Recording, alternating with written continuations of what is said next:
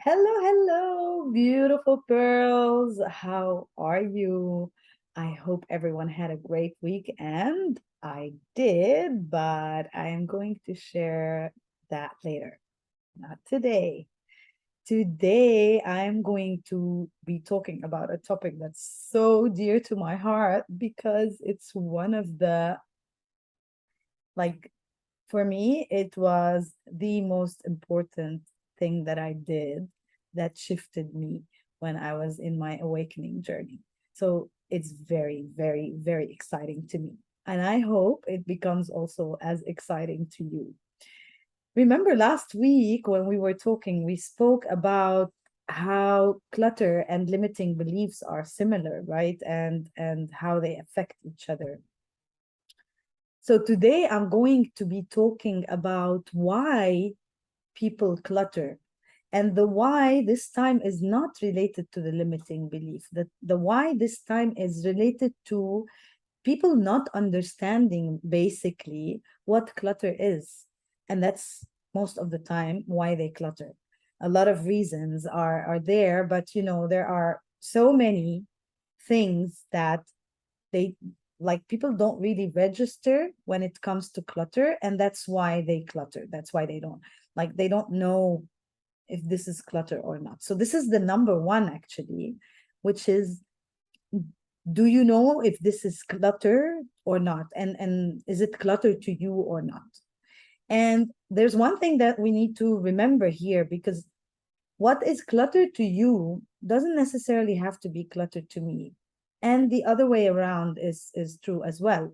So if my friend, let's say, keeps a certain thing lying around, that's her clutter, but maybe to me that thing is something very important, and I might use it somehow or some way, right? So the first reason why people clutter is because they don't know whether this is this considered clutter or not.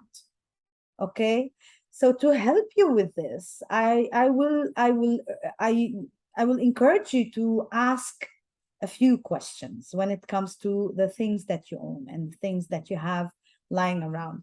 And remember, when we spoke about clutter last time, remember what I told you about the energy of things around us. Everything has energy, everything has a vibration. And the things have denser vibrations and they have lower energies. So the more things you have lying around, the denser the vibration and the lower the energy.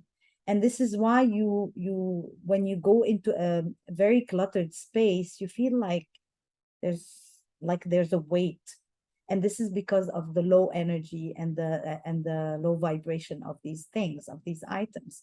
So that's why it's very important to make sure you understand what is clutter to you, and if it is clutter, not to keep it, because its energy, it's definitely going to drain your energy. It's just taking a lot of space from the energy that you should be having around you. Okay, so the first question that you need to ask yourself is, when it comes to, is this clutter or not, is, am I going to use it right now? This item that I have, am I going to use it right now? So if it's something that I'm not going to use right now, also ask yourself, when am I going to use it? Like, if I don't have a use for it from now until 2 weeks ahead, and come 2 weeks, you will probably forget that you have it, especially if it's not organizedly put or something. Then you'll go and buy another one. So ask yourself, do I need it right now? If it's something that you don't need right now and that you're not using right now, then it's probably clutter. Okay, but again, remember, this is something very personal and very subjective. It's not like I cannot come to your home and tell you this is clutter. I wouldn't know. How would I know? It's your stuff, right? So if you're not using it now, then most probably it's clutter. Ask yourself this question. This is question number one. Question number two, is it something beautiful for me to look at? Like, let's say, for example, I have a trophy. Like, it's right there in front of me. It's also a sentimental thing for me, this trophy specifically. But I could have gotten rid of it. But I like looking at it. It looks nice. It looks nice. It looks neat. When I look at it, it triggers a nice memory for me. So I keep it. But if it's something lying around, I don't have anything lying around anymore that I don't like looking at. But if it's something that's lying around that when you look at it, you feel like you question like why do I even have this? So if this question comes to your mind, then it's definitely clutter. Okay? So am I using it? Is it nice to look at? Two things. Third, if it's something broken, like let's say I don't know, a phone charger, right? Let's say the wire, that you keep to charge your phone. So if it's trimmed at the end and it's overworked and it's like hardly hardly hanging in there, and I'm laughing because I used to do this a lot. I used to keep those things. So that's why I'm laughing. So I always ask myself, am I ever going to fix something like this? Now I ask myself. When I started decluttering, I started asking myself. So ask yourself, is this something that I'm ever going to fix? If yes, then fix it. By all means, for God's sake, please fix it and keep it. But if not, this is clutter. Okay? Another thing, okay? Um, if you think of tossing it away or donating something away, do you feel guilty? Because a lot of times when we want to give something, if it means a lot to us, or if we, for example, paid so much for it but we're never using it and it's just lying around there, if we want to donate it, do we feel guilty? Ask yourself that question. If you feel guilty, ask yourself, why do you feel guilty? And when you have the answer, you will know if this is something that is clutter to you, so, or if it's something that should get rid of, or it's something that you should keep. So if it's clutter, then it means it's going away, and then you can donate it without feeling any guilt. And if it's something that means something to you, that means a lot to you, then maybe it's worth keeping it. Maybe it's not. When you start to declutter, it it becomes something that you enjoy, doing, that eventually you stop wanting to keep things that are really meaningless for you or useless.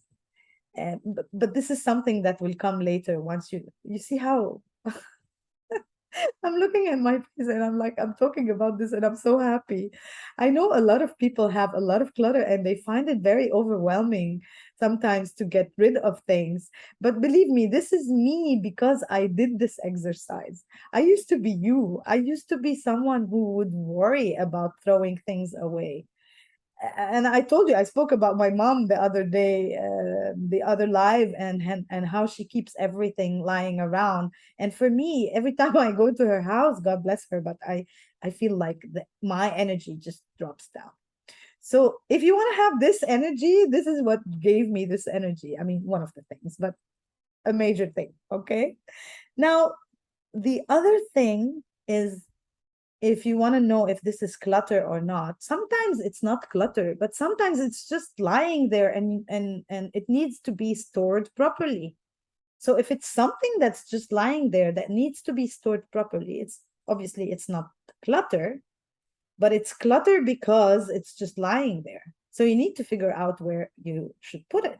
And I'm sure that there are places in your homes where you can put stuff. But this is a point I'm going to talk about in a bit as well, organizing. So this is how you identify whether something is clutter to you or not. All right. That's number one. The number thing is it clutter or isn't it clutter? The number two thing that people don't that people like why they clutter is because there are things that we question how long should we keep them. And this happens in two main areas, especially in your clothing area, so in your wardrobe. And the wardrobe, with people who clutter a lot, and they will know themselves and they will understand exactly what I mean. When you clutter, your wardrobe is not only in your bedroom, your wardrobe becomes in so many different places. Like my mom has probably, we have many rooms in my house, in my parents' house back home. And in every single room, she has cupboards because we are four kids and all of us left. We all live in different countries. And in every one of our rooms, there's a closet that has her things and my father's things, and maybe some of our things. Okay. So this is clutter. And so your wardrobe, going back to the point, how long should you keep things in your wardrobe? There are criteria. It's like a simple exercise. Like, number one, am I using those clothes? And when we're talking about the wardrobe, we're not talking about clothes only. We're talking about clothing, we're talking about your shoes, we're talking about your bags for women, and even for men, if you have bags and wallets and what have you. We're talking about your accessories and your undergarments, everything. So everything that is used in that area. Okay. So number one, am I using it? If it's something that you're not using, then it's definitely clutter. And it's if it's something that you haven't used for, like, I have things I used to, not anymore. I used to open my, and it happens, I mean, to a lot of people, I'm sure. You open your wardrobe and you go like, okay, I have this, I have this, I have this, but then you always tend to wear the same thing over and over and over again. It used to happen to me all the time. This is because you have so many choices and you don't know what to choose. Then you tend to fixate on like one, two, three, 10 items maximum in your wardrobe, and everything else you're not even using for ages. So why are you keeping them? Remember, okay? Not using, not being in use. Is it in style? Maybe it's not in style anymore, which means you will never wear it anymore. And if you're waiting for the style to come back, it's going to take ages. I mean, only now we came back to a little bit of what people used to wear in the 70s. Imagine I've been keeping things for 45, 46, 47 years. Okay. Number three, does it still fit me? If I have things laying around in my wardrobe that don't even fit me, why am I keeping them? There are so many people out there where just a simple pair of socks sometimes can make a huge difference for them. So think about it from that perspective. Think of how much happiness and how much joy you are going to give other people who are less fortunate than you are by just donating the things that you're simply not using, that you simply have just lying there, taking out of your space, taking out of your energy, when there are lots of people out there who can actually benefit from them while you're not. Okay, that's number three. So it doesn't fit you anymore. Number four, the fact of are you using them? And number four is it still, like, is the fabric still good, or is it worn out? Not only for the clothing, for the shoes, for example, are the soles still there, or like you've completely washed them off by wearing them so many times? Why do you still keep them? Yeah. So these are the main criteria when it comes to clothing and understanding how long you should keep them. when it comes to sentimental items, also sentimental items, they have, I like to call it an expiry date, not because your sentiments are going to expire, but there is a way to keep them going. Like, for example, pictures, physical pictures. If you have a lot of physical pictures, with today's digital world, there's no need for the physical pictures. I mean, I have uh, um, what do you call it? An iframe. I think an iframe, right? I have all my pictures from all my travels, from my childhood, my sister's pictures, her family, my brother's pictures, his family, and my other brother and his family, and my family, my parents, my cousins. If I have anything related to that, weddings, parties I've been to, everything is in that iframe. And the beauty of the iframe, you know what the beauty is? The beauty of the iframe is that these memories keep on showing themselves to you in so many different times. Like you'd be sitting there and a picture pops up and you, oh my God, I missed that. Oh, this is so nice. And you start remembering these things. How nice is that? And you don't even have to go into your sentimental item box, for example, or a cupboard to remind yourself of these things. And trust me, when you have these boxes and cupboards, most of the time you don't go back to these items. Most of the time, like it doesn't even cross your mind to go like and when you go through the decluttering process, remember me, you will start seeing things and you go like, oh my God, I haven't seen this picture in like maybe 20 years or 30 years or 40 years, right? But it's there. Isn't it better if this picture would have been on your iframe, as I call it, and it's coming to you every now and then, revealing itself and reminding you of this beautiful memory of that beautiful person that maybe doesn't exist in your life anymore, but it's nice to remember them every now and then. That's number one. So, do I need to keep those physical pictures? I personally wouldn't keep anything. I didn't keep anything. I took pictures of everything, and now I have everything digitally. And you can store it on a cloud, and you can store it on your computer, but it's there, and you can access it anytime. And most of the time, you don't forget because when it comes to storing digitally, there's also the store space. Like, is my store space getting full? And then you go like, oh, okay, oh my God, I have these. And then you tend to spend some time watching all these pictures and going through them and enjoying them. That's number one. Number two, if you have items that from, let's say, your kids or from you as a child, but it's just lying there. You're never looking at it. You're never seeing it, even if it's sentimental to you. Hand it down. Give it to other people.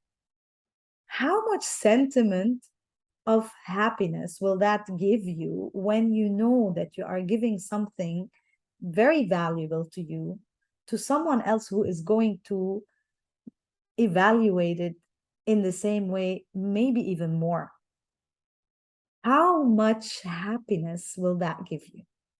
Think about it this way and then hand down. It's an amazing feeling, I tell you. Don't feel guilty. Don't feel guilty. These are things. Remember, these are things. Their memory is here and it will always be here. It's never going to go anywhere. Trust me on this one. It's never going to go anywhere. So let it be here and let it physically release you from the energy that is draining you. So these are the two first things that we're talking about today. How do we know what is clutter and what is not clutter? And then how long should we keep things before they become clutter? The third thing that you need to think about is when you are buying things, are you buying the things that you actually need? Like buy, go and buy, especially when there are sales or when there's a bargain out there, right? So you go on a shopping spree just because there's a sale. But ask yourself, like, am I buying this because I need it or just because it's on sale?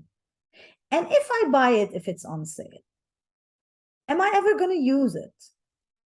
Let's say you want to buy it on sale and you want to economize, which is like in this time and age, I totally get it and I understand. But ask yourself, if I'm buying it, when am I going to use it?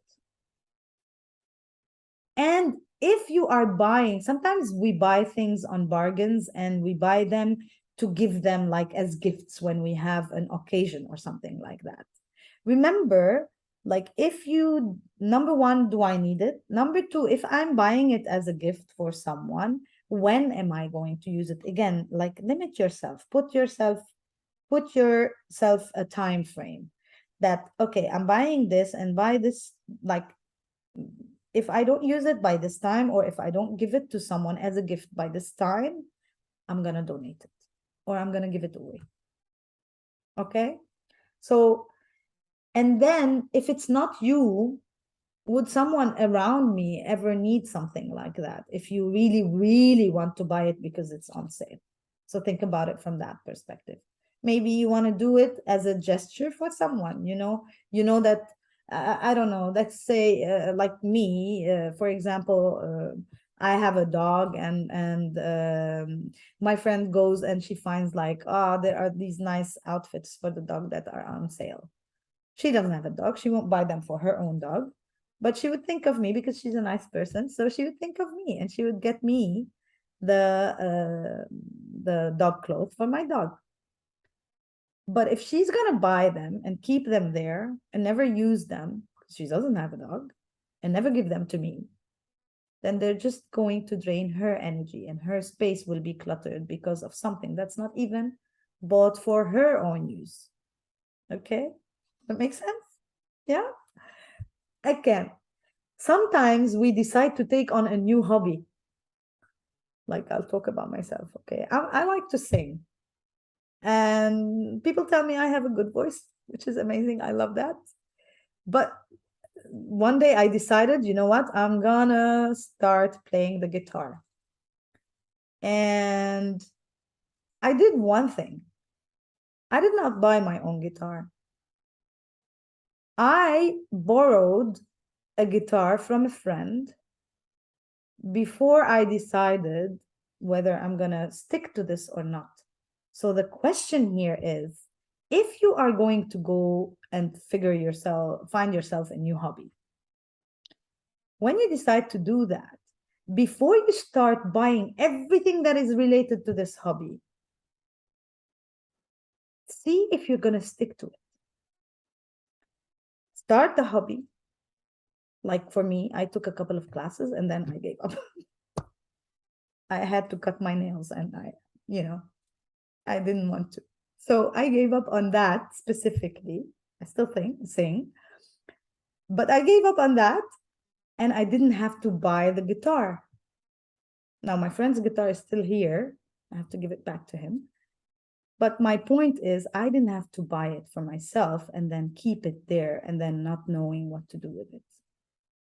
Okay. The same thing applies to you. If you, let's say you decide to take on, I don't know, skiing. You've never done it before, but you decided now you're going to start skiing. My recommendation is don't go buy yourself everything right now. Go take your classes, rent the gear out, rent it out until you become 100% sure that this is a hobby that you're going to stick to. Even then, and believe me, I've been there. I'm a biker, okay?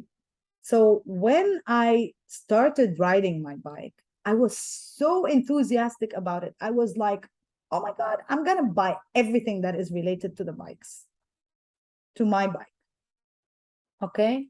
So I bought everything, the attire, the vests, the sunglasses, the helmets, the boots, and they're all very specific brand. And I was like, I'm gonna get everything. I cannot tell you, like, this was in 2012. 2012, 2013, up to 2014, I was literally, every time I went to this store, I would buy lots of things. And I would bring stuff from the US. I live in Dubai, so I would ship stuff from the US because it was the variety was much wider and it was much cheaper as well. So for me, it made a lot of sense, and I was so excited. 3 years down the line, I stopped using any of those things. Literally nothing. And they stayed there for 6 additional years. They were just taking space in my closet until I decided to, you know what? No, I'm doing this exercise and I am not keeping this. I'm not using it. It's out of style. Well, not really out of style. These things don't get out of style, but you know what I mean. I'm not using it. It doesn't fit me. The most important thing was that I was never using them. And I have someone who would love to have them. And that's exactly what I did. I put them in one bag and I gave them to that person. And for that person, it meant the world because they were so happy receiving them. And I was so happy giving them to that person. And I want you to feel the same when you want to do these things and when you want to donate or not donate. I mean, this person was my friend. So for me, it was like, there you go, a beautiful gift, right? So this is number 3. Number 4, why you clutter is basically you don't know how to store. If you don't know how to store things, everything around you is going to be cluttered. Everything. Like the from the pen. Wait, I get stuck. From the pen that you keep here, let's say, right? So it has all my pens, my pencils. So you store everything that needs to be stored in one place, right? And so if you don't know how to store, things will be just scattered and lying around here, there, and everywhere. So storage, having a storage strategy is something that people lack most of the time, and that's why they clutter. Okay? So remember, we are talking about why people clutter. Now, how do you store and do you have enough space? And if you don't have enough space and you don't know where to store, then everything around is going to be called clutter. And that's why you clutter, because you don't know where to put them. That's in case you need them. In case you don't need them, then they're definitely clutter, regardless of whether you have a storage strategy or not. The 5th thing that a lot of people forget to do is having an organizational routine. Like, like everything else that you do in life, you have routines, right? You wake up in the morning, you wash your face, you brush your teeth, you take a shower, you do your morning routines. And then you get dressed up and you go to work. Do a very simple routine that, like, 99.9, I mean, I'm giving statistics, it's not statistically done, but I'm guessing here, many people, let's say, most people don't have an organization strategy, like an organization routine to their belongings. So, like you do your morning routine, have a morning or have a daily, let's say, routine to check things up around you.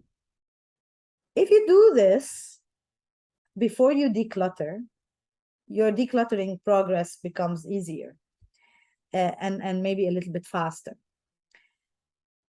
Once you declutter, you don't really need to do this because your whole persona around your belongings changes completely. You become a completely different person when it comes to whether you want to own something or not, or whether you want to keep something or not. But going back to the organizational routine, you can have like every day 15 minutes, just go around, see what is laying there. Is this clutter or not? Do I need it? Like ask these questions that I have been talking about for the past, I don't know, 20 minutes maybe, or even more. Okay, so ask these questions. Do this like on daily basis. If you do this on daily basis and you put the things that you don't require aside, and then you donate them, or you just give them away to others, or just give them to charity, then if you do this, by the way, on daily basis, you don't need to do the rest. But if you miss, let's say you do, or you don't want to do the 15 minutes on daily basis or every other day, you can do a weekly check, or the maximum would be a monthly check. But I would say just stick to the daily and the weekly, because then when you go to the monthly, it becomes overwhelming if you keep things just laying there. And just think about it. Just think about it. If you have something laying there for a month that you don't even use, you don't know why you have it. A lot of times. And how many times do you buy things and you just put them there, and you think like, why did I ever buy that? What was I thinking? Why did I ever need this? And most of the time you forget why you even buy it. Okay. So that's number 5. Number 6, and this is very, very, very interesting one. You know, you visit your friends and you visit your family. And for example, if I want to, and you start comparing. So basically, this comparison thing is very, very dangerous. Okay. I'll give you an example, my live example that I always give. So for me, if I go to my mom's house, her clutter, her hoarding is like so advanced, God bless her, to a point where really, I mean, when I go to her house, I just really cannot properly walk around. There's this much stuff. There's this much stuff. And then, like, if I have, let's say, I don't know, if I have one special mug that I use for my coffee in the morning, she would have 12 of those. And they are 12 special mugs. She has things that she still have since since I was a toddler. I assure you. And they're not sentimental things, by the way. They're not sentimental things. And instead of using them, she buys more stuff and she just accumulates. So if I go to my mom's house and I come back to my house, I would certainly 100% think that, of course, I don't have any clutter. I mean, look, compared to my mom, my place is heaven. So the minute you start comparing, then you start cluttering.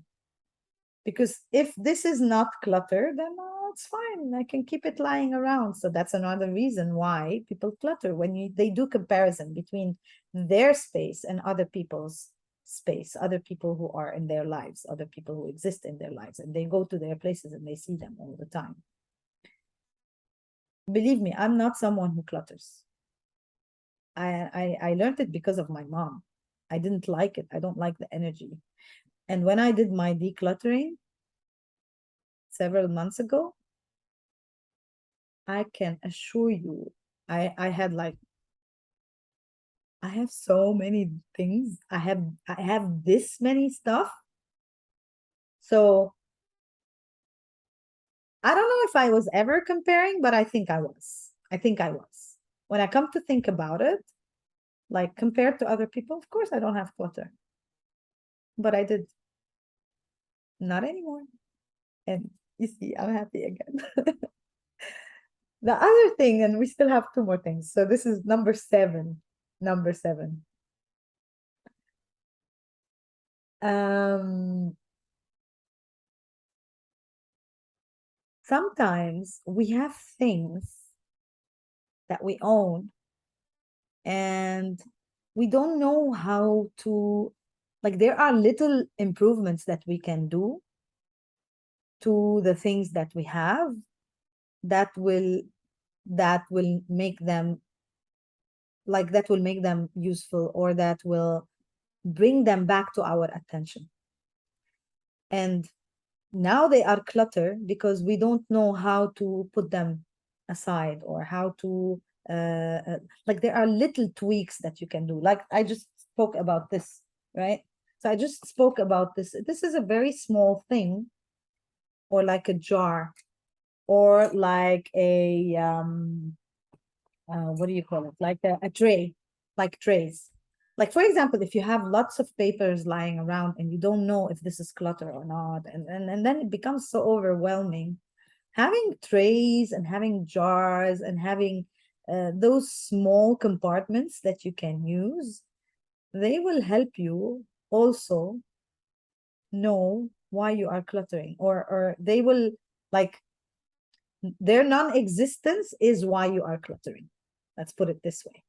Not having these small tweaks, small improvements that you can have around in your house, not having them around is why you also clutter, because you don't have space to put these papers. I don't have space to put these papers. I'm just going to put them. I'm just going to throw them somewhere. And then another time I have a bunch of papers. Okay, I'm going to throw them here. And then I'll throw them here. And then the whole place will become filled with papers that you have absolutely no idea what they are here for, but they are all around the place. Instead of having, let's say, for example, a very specific tray, like, whenever I have papers that I'm not sure why I need them right now, but I might need them later, or I will look at them later to see what I need to keep and what I need to throw. Oh, there's my tray. There's my paper tray where I can keep everything that I can come back to later. So if it's in a tray, then it's not really clutter, because you know it's there and you know you're going to come back to it later and figure out whether you need to keep it or not, or should keep it or not. That's number 7. Number 8, and this is the one that a lot of people struggle with, which is you don't know how special this thing is to you, and you don't know if you can actually let go, and you keep it. And that's why you clutter. So these are mainly a lot of the sentimental things that you keep around. Not just the sentimental, because sometimes we keep things around that are really not sentimental to us. I want to give you an example, like, of something that I have. And, like, I have a lot of things. I used to, not anymore. I keep on saying this because it's so, like, oh, it's joyful to me that I don't have these things anymore, because I mastered it. I'm like, yes, I'm all in and I did it. And I hope one day, I mean, I hope everyone who has this would get to the point of, yes, I'm doing it and I did it. Because the feeling is completely different. And then your space is completely different. So going back, okay. Going back to those sentimental things that you don't know if you can let go, or if you should let go, that guilt trip that we put ourselves in. Like, this is something that my I don't know, my best friend, when I was in school, oh, we have this picture together, oh, it's still there, I love it. Again, pictures, the easiest thing, digital, and then bye bye, it can go, because you have now the digital one that can stay with you forever. God knows with technology what's going to happen later, but maybe something even more developed will show up, and then we will use that, right? And then, always with the sentimental things, what you need to do, or what I recommend that you do, it's not something that you need, I mean, it's your choice, but what I recommend that you do is to go step by step. Don't overwhelm yourself. Like, don't bring everything in there and start going like, oh my God, I can't get rid of that. And oh no, I can't get rid of that. And this is very, very dear to me. And what, what would my grandfather think if he knew I was going to throw this away? Don't do that guilt trip to yourself. And take it step by step. Don't overwhelm yourself. Little by little, with time, you will get there. I promise you. I promise you, you will get there. That's number two. Number three, pass on the things that you know can be useful to other people, especially if they don't really mean that much to you. I mean, if they don't mean that much to you, definitely you should give them. Either donate or even to people in the like members of your family that you know would treasure something like that, something that maybe doesn't mean anything to you, but to them it's like a treasure. It's like you're giving them back their life. So if that's the case, do that and donate. Again, remember, what can be a burden for you, or what is a burden for you, can be a miracle for someone else and can be very helpful for someone else. So donate. A lot of charity out there, a lot of people in need out there. Remember that. And remember that this will also give you a lot of happiness and a lot of fulfillment. And like, you made someone happy today by doing this, by giving away something that has been lying there for ages in your house, not being used, not being even looked after, and just lying there. So, how good does that feel? I mean, just thinking about it makes me smile. I don't know about you, but I mean, for me, it's like, it's a big thing. It's a big thing. And then sometimes you have a lot of things that you are keeping here, there, and everywhere, and you don't even know you have them until you start doing this process. And then when you get them and it becomes like, oh my God, I have this. Oh, this is so beautiful. Why is it just sitting there? Why am I not displaying it somewhere to remind me of those beautiful memories? And here I'm talking about like physical things. I'm not talking about the pictures. Even pictures sometimes, maybe there's one picture that is so dear to your heart, so beautiful, and that you know when you're going to look at it, it's going to be something that will lift you up, that will bring your energy like from here up to there. Frame it, keep it there, look at it, enjoy it, love it, cherish it, instead of having it thrown somewhere that you don't even remember where. So these are the main things or the main points why people clutter. Number one, is it or isn't it clutter to me? So ask yourself these questions. Number two, I am not sure how long I should keep it. So then I keep it and it becomes clutter, right? Number three, I buy lots of things on sale just because they're on sale or there's a bargain on them. Am I keeping them? Why am I buying them? Because if I do buy them, I'm not using them, then I'm creating clutter for myself, right? So this is why I'm cluttering. Number four, I don't know how to store things.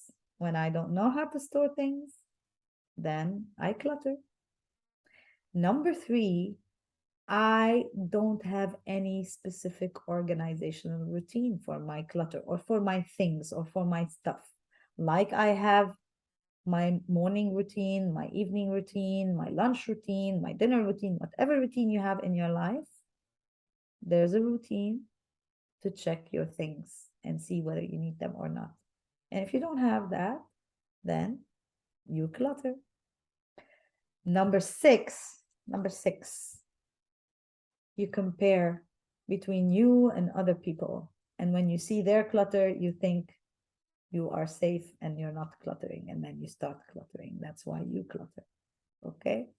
Because you believe that, ooh, oh, the gap is so high. I'll never get there. But you don't have to get there, by the way. When you clutter, you clutter. Doesn't have to, their clutter is not yours and your clutter is not theirs, but it's clutter. Okay. Number seven, you don't know how to use the little things around to put your things or your belongings in tidy, small places, especially when we're talking about the small things that you can use, you know, like the jars, for example, for I don't know, boxes, let's say, for your kids' toys, instead of having the toys lying around all over the place, right? A box. So these are things we forget, and then we clutter because we don't have them. All right. The fifth, the eighth, and the most sentimental one is the sentimental belongings, and um, not knowing how to get, like, how to let go, not knowing how to let go of things. And by that, my friends, I have completed those eight things or eight items or eight points that you need to remember and you need to think about when you are looking around at your space to understand why you are cluttering, if you are cluttering, and to start, at least in your head, to know that you do have clutter around, and you start in your head to declutter. In your head. This is a topic for another live. And I hope you have learned something from me today. I hope I was, I mean, I've been joyful all throughout the live because I did this exercise and it really, really like shifted my life 180 degrees. I promise you, my life shifted because of this uh, um, exercise, among other things. But this was like one of the most important things that I did. And if I can help you with that, I would be extremely honored to do that. This is part of my program. It's a big part of my program. And hopefully, by giving you a little bit of these hints, I would have helped you a little bit. For now, I'm going to tell you, ciao, ciao.